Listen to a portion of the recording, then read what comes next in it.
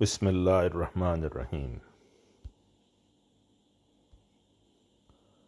روزے میں عبادتوں کے معیار بلند ہونے چاہیے۔ انتخاب از خطبہ جمعہ حضرت خلیفۃ المسیح الخامس اید اللہ تعالیٰ بنصر العزیز، فرمودہ 27 جولائی سن 2012۔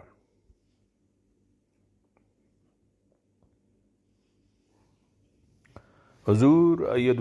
اید اللہ تعالیٰ بنصر العزیز فرماتے ہیں کہ یہ بھی نہیں ہو سکتا کہ ایک کام خدا تعالیٰ کے حکم سے بھی کیا جا رہا ہو، پھر خدا تعالیٰ کے لیے اور اس کے پیار کو جذب کرنے کے لیے بھی کیا جا رہا ہو، اور یہ بھی امید رکھی جا رہی ہو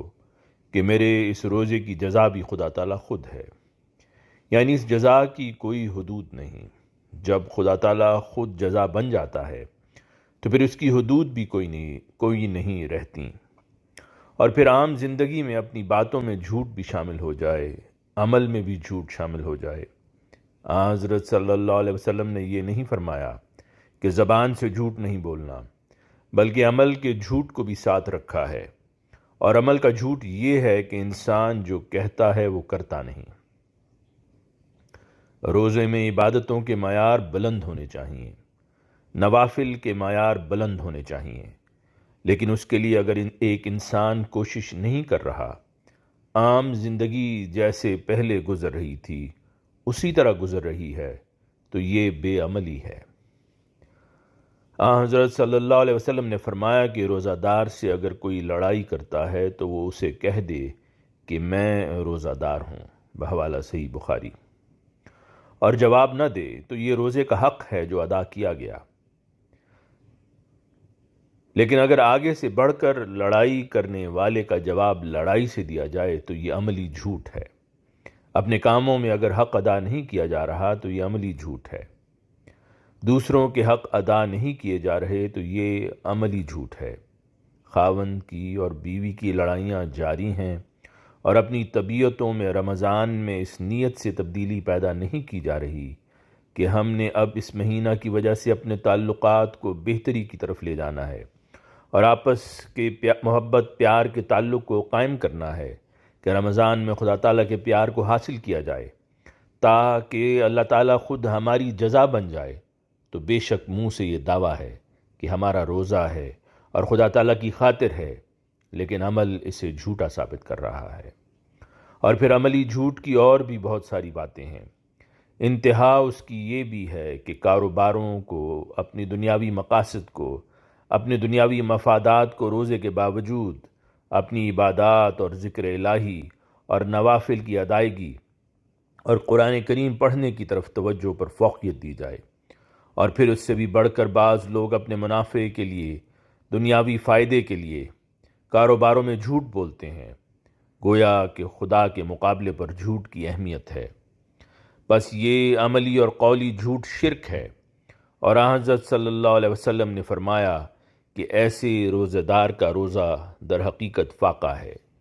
کیونکہ اللہ تعالیٰ کے نزدیک اس کی کوئی اہمیت نہیں۔ بس یقیناً رمضان انقلاب لانے کا باعث بنتا ہے، شیطان بھی اس میں جکڑا جاتا ہے، جنت بھی قریب کر دی جاتی ہے، لیکن اس کے لیے جو اپنی حالت میں پاک تبدیلی پیدا کرنے کی کوشش کرے، اپنے ہر قول و فعل کو خدا تعالیٰ کی رضا کے مطابق ڈھالنے کی کوشش کرے، خدا تعالیٰ کے قریب ہونے کی کوشش کرے، خدا تعالیٰ کی حکومت کو اپنے پر قائم کرنے کی کوشش کرے، تاکہ اللہ تعالیٰ کی رحمت اور مغفرت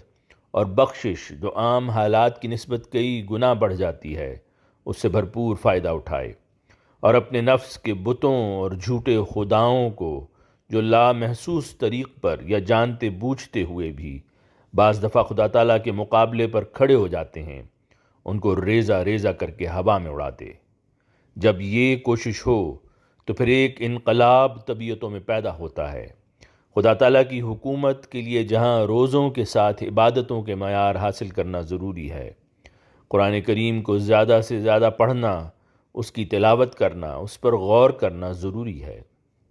وہاں ان عبادتوں کا اثر، قرآن کریم کے پڑھنے کا اثر اپنی ظاہری حالتوں اور اخلاق پر ہونا بھی ضروری ہے تاکہ عملی سچائی ظاہر ہو۔ حضرت مسیح موعود علیہ الصلوۃ والسلام ایک جگہ فرماتے ہیں کہ مجھے اس وقت اس نصیحت کی حاجت نہیں کہ تم خون نہ کرو، کیونکہ بجز نہایت شریر آدمی کے کون ناحق کے خون کی طرف قدم اٹھاتا ہے، مگر میں کہتا ہوں کہ ناانصافی پر ضد کر کے سچائی کا خون نہ کرو۔ حق کو قبول کر لو اگرچہ ایک بچہ سے، اور اگر مخالف کی طرف حق پاؤ تو پھر فی الفور اپنی خشک منطق کو چھوڑ دو۔ حضور عید اللہ اس کی تشریح میں فرماتے ہیں کہ یہ نہیں ہے کہ میرا کوئی مخالف ہے، وہ سچی بات بھی کہہ رہا ہے تو میں نے ضد میں آ کر قبول نہیں کرنا، پھر دلیلیں نہ دو، بحثیں نہ کرو، بلکہ اس کو چھوڑ دو اور سچائی کو قبول کرو۔ پھر حضور علیہ السلام فرماتے ہیں پھر حضور علیہ السلام نے فرمایا کہ سچ پر ٹھہر جاؤ اور سچی گواہی دو، جیسا کہ اللہ جل شانہ فرماتا ہے فَاجْتَنِبُوا الرِّجْسَ مِنَ الْأَوْثَانِ وَاجْتَنِبُوا قَوْلَ الزُّورِ، سورہ الحج آیت 31، یعنی بتوں کی پلیدی سے بچو اور جھوٹ سے بھی کہ وہ بت سے کم نہیں۔ فرمایا جو چیز قبلہ حق سے تمہارا منہ پھیرتی ہے وہی تمہاری راہ میں بت ہے۔ سچی گواہی دو اگرچہ تمہارے باپوں یا بھائیوں یا دوستوں پر ہو، چاہیے کہ کوئی عداوت بھی تمہیں انصاف سے مانے نہ ہو، کسی بھی قسم کی دشمنی ہو تمہارے سچ پر روک نہ ڈالے، بحوالہ ازالہ اوہام۔ پھر آپ علیہ السلام فرماتے ہیں زبان کا زیان خطرناک ہے، اس لیے متقی اپنی زبان کو بہت ہی قابو میں رکھتا ہے، اس کے منہ سے کوئی ایسی بات نہیں نکلتی جو تقوی کے خلاف ہو، پس تم اپنی زبان پر حکومت کرو، نہ یہ کہ زبانیں تم پر حکومت کریں اور اناپ شناپ بولتے رہو، بحوالہ ملفوظات جلد اول۔ پس حضور عید اللہ تعالیٰ فرماتے ہیں کہ پس تقوی یہ ہے، اور تقوی پر قدم مارنے کی، اس پر چلنے کی اس رمضان میں زیادہ سے زیادہ کوشش کرنی چاہیے تاکہ ہم اللہ تعالیٰ کا قرب حاصل کر سکیں، تاکہ ان جنتوں میں جن کے دروازے کھولے گئے ہیں ہمارے داخل ہونے میں آسانیاں ہوں۔ اب اگر ہم میں سے ہر ایک اپنے جائزے لے تو خود ہی احساس ہو جائے گا کہ حضرت مسیح موعود علیہ الصلوۃ والسلام کے اس درد بھرے پیغام اور نصیحت پر کتنے عمل کر رہے ہیں۔ یہ ازالہ اوہام میں اپنے ماننے والوں کو اور خاص طور پر اپنی جماعت والوں کو یہ نصیحت کی ہے، اگر ہم میں سے ہر ایک انصاف پر قائم ہوتے ہوئے سچائی کا خون ہونے سے بچائے تو ہمارے گھروں کے مسائل بھی حل ہو جائیں، ہمارے ہاں جو بھائیوں کی رنجشیں پیدا ہوتی ہیں اور وقتاً فوقتاً قضاء میں مقدمے آتے رہتے ہیں وہ بھی دور ہو جائیں، کم از کم ہمارے اپنے اندر ایک احمدی معاشرے میں لین دین کے جو بہت سارے مسائل چلتے رہتے ہیں وہ ختم ہو جائیں۔ یہ سب مسائل سچ پر عمل نہ کرنے سے اور اپنی اناؤں کو فوقیت دینے سے پیدا ہوتے ہیں، اس لیے حضرت مسیح موعود علیہ الصلوۃ والسلام نے فرمایا کہ اگر اپنے حق کے معیار اتنے بلند کر لو کہ اگر کوئی بچہ بھی کہہ رہا ہے تو اسے قبول کرنا ہے تو تم بہت سی برائیوں سے بچ جاؤ گے، پھر انا کی ناک اونچی نہیں ہوگی کہ یہ چھوٹا بچہ مجھے نصیحت کر رہا ہے، یہ رتبہ میں کم تر مجھے حق کی طرف رہنمائی کر رہا ہے، یہ غریب آدمی مجھے سچی بات بتا رہا ہے۔ پس سچائی اختیار کرنے کے لیے بھی عاجزی چاہیے، اور یہ عاجزی بھی ایک ایسی نیکی ہے جو خدا تعالیٰ کو بہت پسند ہے۔ پس دیکھیں سچائی کی نیکی کے ساتھ اور کتنی نیکیاں جنم لے رہی ہیں،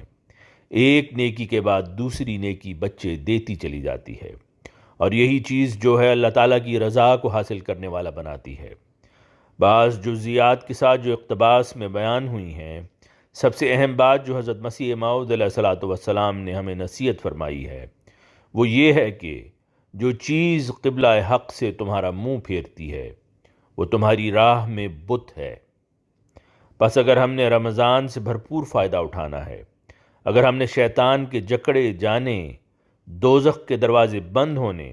اور جنت کے دروازے کھلنے سے بھرپور استفادہ کرنا ہے تو ہمیں اپنے حق بات کے قبلوں کو بھی درست کرنا ہوگا۔ ہمارا قبلہ خدا تعالیٰ کی طرف ہوگا تو ہم اللہ تعالیٰ کے اس اعلان سے فائدہ اٹھا سکتے ہیں کہ میں نے تمہارے لیے جنت کے دروازے رمضان کی برکات کی وجہ سے کھول دیے ہیں۔ ہمیں حضرت صلی اللہ علیہ وسلم کے اس ارشاد پر غور کر کے اور عمل کر کے ہی جنت کے دروازے ملیں گے کہ اپنے قول و عمل کی سچائی کی معیار اونچے کرو، ورنہ اگر اس طرف توجہ نہیں تو خدا تعالیٰ کو تمہارے بھوکا پیاسا رہنے کی کوئی ضرورت نہیں ہے۔ آواز مرزا عمران احسن۔